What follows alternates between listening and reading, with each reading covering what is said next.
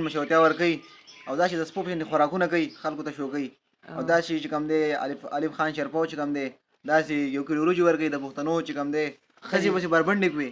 پاکستان وزیر اعظم چې کوم دی هغه د خلکو عزت تار کو یو تروړی ورکو که موږ بل طرف ته افغانستان عطاالله بای ته وګورو هغه پروژه کې چې کوم دی د سیرت بنې کې هغه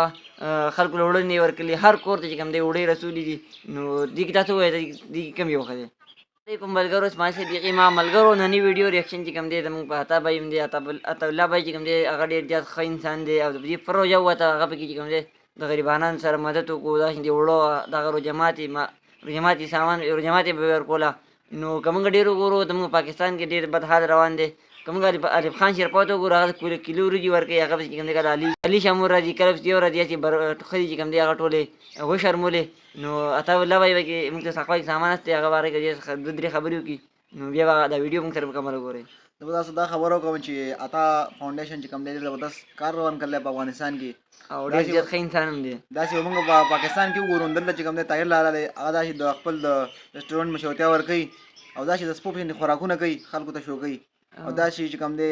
الف خان شرپو چې کوم دی داسې یو کیلو وریجې ورکوي د پښتنو چې کوم دی ښځې پسې بربنډې کوي بالکل او یو کیلو وریجې ورکوي نو داسې نه ده پکار او موږ له پکار چې په پاکستان کې هم داسې یو دغه شروع کړو د عطا فاونډیشن پشن دي کار شروع الله به ډېر کامیاب کړي او ډېر زیات ثواب ولري. موږ تاسو له پکار چې عطاالله بای چې کوم دی هغه ته دواګانې کوو هغه دی الله پاک نور هم کامیاب کړي ځکه چې غریبانو سره افغانستان د پاکستان حالات ډېر زیات خراب دي خو الحمدلله هلته کې عطاالله بای چې کوم دی هغه هم ډېر زیات خدای پاک مال ورکړلی غریبانو باندې چې کوم دی تقسیموي هغه باندې څه دغه هم نه پرېوځي نو داسې عطا ډېر موږ لایق او ګوډ موږ د وسه کې ورکوله الله دې نور هم کامیاب کړي داسې د غریبانو سره دې مدد کوي نو الله تعالی به ډېر ثواب ورکوي. نو دا هم شرمې پیغام دی